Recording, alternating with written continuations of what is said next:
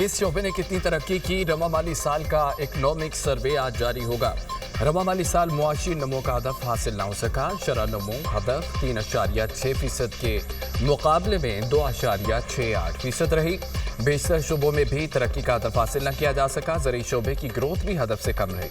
ज़रई शोबे की ग्रोथ 0.56% रही, जबकि ग्रोथ का हदफ 2% था।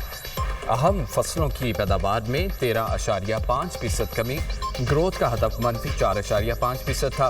पैदावारी शोबे की ग्रोथ 1.34% रही। पैदावारी शोबे की ग्रोथ का हदफ 4.4% था।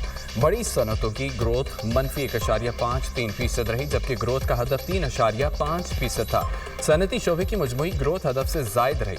सनती शोबे की ग्रोथ 4.77% रही, जबकि ग्रोथ का हदफ 4.4% रहा। रवा माली साल पाकिस्तान की मईशत का हजम 39 अरब 30 करोड़ डॉलर बढ़ा। रवा माली साल मईशत का हजम 411 अरब डॉलर रहा। गुज़िश्ता माली साल मुल्क की मईशत का हजम 372 अरब डॉलर था। रवा माली साल पाकिस्तान की मईशत का हजम 116,000 अरब के करीब रहा। GDP साइज में तकरीबन 10,000 अरब रुपए का इजाफा। रवा माली साल जुलाई से मार्च बजट खसारा 2,970 अरब रुपए रहा। गुज़िश्ता साल बजट खसारा 3,902 अरब रुपए रहा।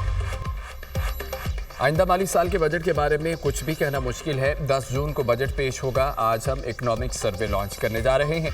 बजट में ऐसे इकदाम कर रहे हैं जिससे मुल्क आगे बढ़ेगा। मुल्क की मईशत में जो इस्तेकाम आया है उसको आगे लेकर जाएंगे। कई इकदाम ऐसे करेंगे जिसमें रिलीफ और ग्रोथ का अंसर शामिल है। एक रात में सब कुछ तब्दील नहीं किया जा सकता, कुछ वक्त दरकार है। हर कोई तस्लीम कर रहा है कि मुल्क की मईशत में बेहतरी आ चुकी है। वज़ीर ख़ज़ाना मोहम्मद औरंगज़ेब की मीडिया से गुफ्तगू।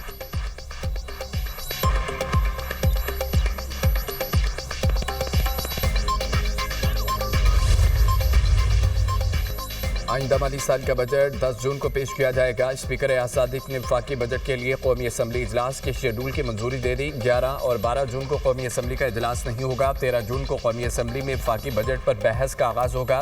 पार्लिमानी जमातों को बहस के लिए वक्त दिया जाएगा। वफाकी बजट पर बहस 21 जून तक जारी रहेगी। वफाकी बजट पर बहस 21 जून को समेटी जाएगी। 23 जून को मुख्तस करदा ज़रूरी अखराजात पर बहस होगी। 24 और 25 जून को डिमांड ग्रांट्स कटौती की तहरीक पर बहस और वोटिंग होगी। 26 जून को फाइनेंस बिल की कौमी असम्बली से मंजूरी होगी।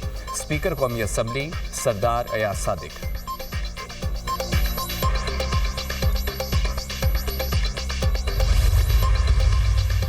भारत को पाकिस्तान के हिस्से का पानी बंद नहीं करने देंगे। ज़रूरी है तरजीही बुनियादों पर दियामत बादशाह डैम की तामीर मुकम्मल की जाए। पाकिस्तान को 6 मिलियन एकड़ इजाफी पानी ज़ख़ीरा करने की सलाहियत हासिल होगी।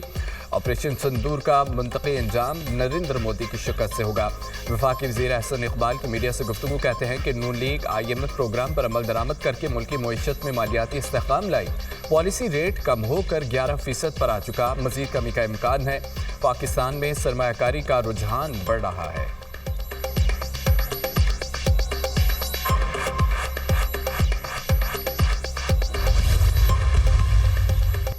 वज़ीर-ए-आज़म का तुर्किया के सदर तैयब एर्दोगान से टेलीफोनिक रब्ता ईद उल अज़हा की मुबारकबाद दी। शहबाज शरीफ ने पाक भारत बहरान के दौरान तुर्किया की जानिब से मजबूत और गैर मुतज़लज़ल हिमायत पर सदर एर्दोगान का शुक्रिया अदा किया।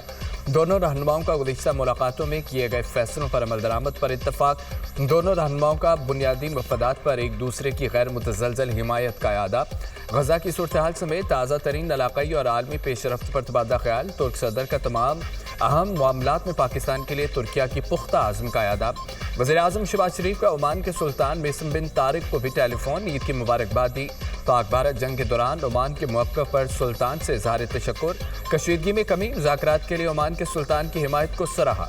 वज़ीर-ए-आज़म का ओमान से तमाम शोबों में दो तरफ़ा ताउन को मज़ीद मजबूत बनाने पर जोर। ओमान के सुल्तान ने दौरा पाकिस्तान की दावत कबूल कर ली। वज़ीर-ए-आज़म और काज़ाकिस्तान के सदर के दरमियान टेलीफोनिक गुफ्तगू। दो तरफ़ा ताल्लुकात में मुस्बत रफ्तार पर इत्मीनान का इज़हार। दोनों मुल्कों के दरमियान ताउन को वसी करने के अज़्म का यादा।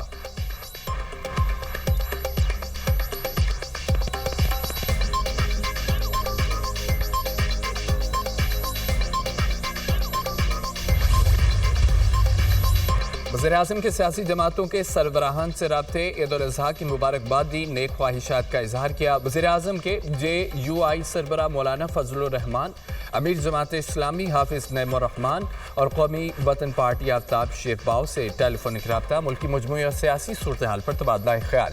سیاسی رہنماؤں کی بھی وزیر اعظم کو عید کی مبارکباد، نیک خواہشات کا اظہار۔ وزیر اعظم کا چاروں وزرائے اعلیٰ اور گورنرز کو بھی ٹیلی فون بڑی عید کی مبارکباد دی۔ وزرائے اعلیٰ کا وزیر اعظم شہباز شریف کے لیے نیک تمناؤں کا اظہار۔ وزیر اعظم کا اسپیکر قومی اسمبلی ایاز صادق، خالد مقبول صدیقی، مصطفیٰ کمال اور عبدالعلیم خان کو بھی ٹیلی فون عید الاضحیٰ کی مبارکباد دی۔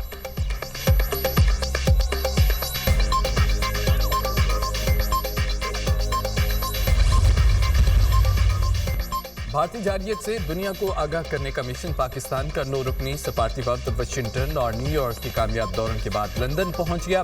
وفد برطانیہ کی پارلیمنٹ کی سینئر قیادت سے ملاقاتیں کرے گا۔ پاکستان اور جموں کشمیر پر آل پارٹیز پارلیمانی گروپ کے ساتھ ملاقاتیں بھی schedule. Foreign, common wealth and development office کے لیڈرشپ اور سینئر حکام سے بھی ملاقاتیں ہوں گی۔ پاکستان امن چاہتا ہے لیکن بھارتی حکومت مذاکرات میں سنجیدہ نہیں۔ مودی سرکار اپنی عوام سے بھی جھوٹ بول رہی ہے۔ بھارت پانی کو بطور ہتھیار استعمال کر رہا ہے، یہ قابل قبول نہیں۔ امریکہ بھارت کو مذاکرات پر آمادہ کرے، بات چیت ہوگی تو کشمیر، دہشت گردی اور پانی سمیت تمام مسائل زیر بحث آئیں گے۔ بھارت کو بلوچستان میں دہشت گردوں کی پشت پناہی چھوڑنا ہوگی۔ بلاول بھٹو کی پریس کانفرنس۔ سینیٹر شریر رحمان نے کہا کہ بھارت ہمیں نہ آزمائے، پانی، کشمیر اور دہشت گردی سب پر بات کریں گے۔ بھارت نے جو دہشت گردی کی اس کی فہرست طویل ہے۔ آرمی پبلک اسکول اور جعفر ایکسپریس دہشت گردی تھی۔ عالیہ پاک بھارت کشیدگی میں اللہ نے سرخرو کیا، پاکستانی شہینوں نے بھارت کو دین کی روشنی میں چت کیا۔ وزیر اعظم اور فیلڈ مارشل کی بہترین حکمت عملی کے باعث کامیابی ملی۔ بھارت جنگ بھی ہارا اور مار بھی کھائی۔ بھارت دنیا میں سفارتی تنہائی کا شکار ہے۔ نریندر مودی آج سرنڈر مودی بن چکا ہے۔ دنیا نے دیکھا کہ ہمارا بیانیہ سچ پر مبنی تھا۔ وقت آ گیا ہے معاشی طور پر بھی ملک کو مضبوط کریں۔ وزیر اطلاعات عطا تارڑ کی گفتگو۔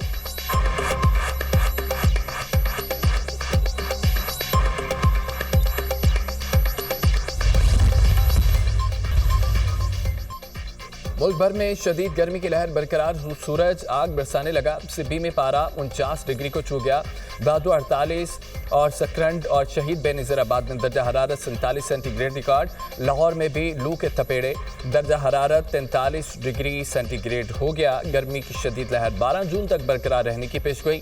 محکمہ موسمیات نے خبردار کر دیا، درجہ حرارت معمول سے 5 سے 7 ڈگری زیادہ رہنے کا امکان۔ محکمہ موسمیات نے ہیٹ ویو کا الرٹ جاری کر دیا۔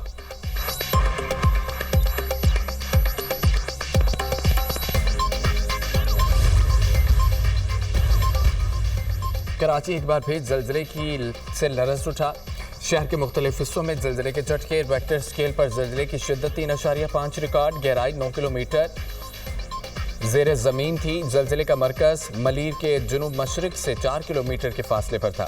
زلزلہ پیما مرکز بلوچستان کے ضلع گوادر اور ماڑا میں بھی زلزلے کے جھٹکے محسوس کیے گئے۔ کراچی میں لانڈی ایکسپورٹ پروسیسنگ زون کی فیکٹری میں آتش زدگی۔ گزشتہ رات لگنے والی آگ پر تاحال قابو نہ پایا جا سکا۔ آگ نے مزید 2 فیکٹریوں کو اپنی لپیٹ میں لے لیا۔ آگ لگنے سے متاثرہ فیکٹری کا کچھ حصہ منہدم، 5 افراد زخمی ہو گئے۔ آگ سے متاثرہ کاسمیٹک اور کیمیکل فیکٹری مکمل طور پر مخدوش۔ فائر بریگیڈ اور ریسکیو کے فیکٹریوں میں لگنے والی آگ بجھانے کا آپریشن جاری ہے۔ آگ پر قابو پانے میں مزید کئی گھنٹے لگ سکتے ہیں۔ فائر بریگیڈ ہوگا۔ ایران کا انٹیلیجنس اسٹرائیک کے ذریعے اسرائیل کی حساس جوہری دستاویزات تک رسائی کا دعویٰ۔ ایرانی انٹیلیجنس سروس نے اسٹریٹجک حساس معلومات اور دستاویزات حاصل کی ہیں۔ اسرائیل کے جوہری منصوبوں اور تنصیبات سے متعلق ہزاروں دستاویزات بھی شامل ہیں۔ ایرانی سرکاری میڈیا: اسرائیل کی جوہری دستاویزات ایران منتقل کر دی گئی ہیں۔ دستاویزات میں امریکہ، یورپ اور دیگر ملکوں بارے بہت معلومات ہیں۔ ایرانی انٹیلیجنس وزیر حجت الاسلام سید اسماعیل۔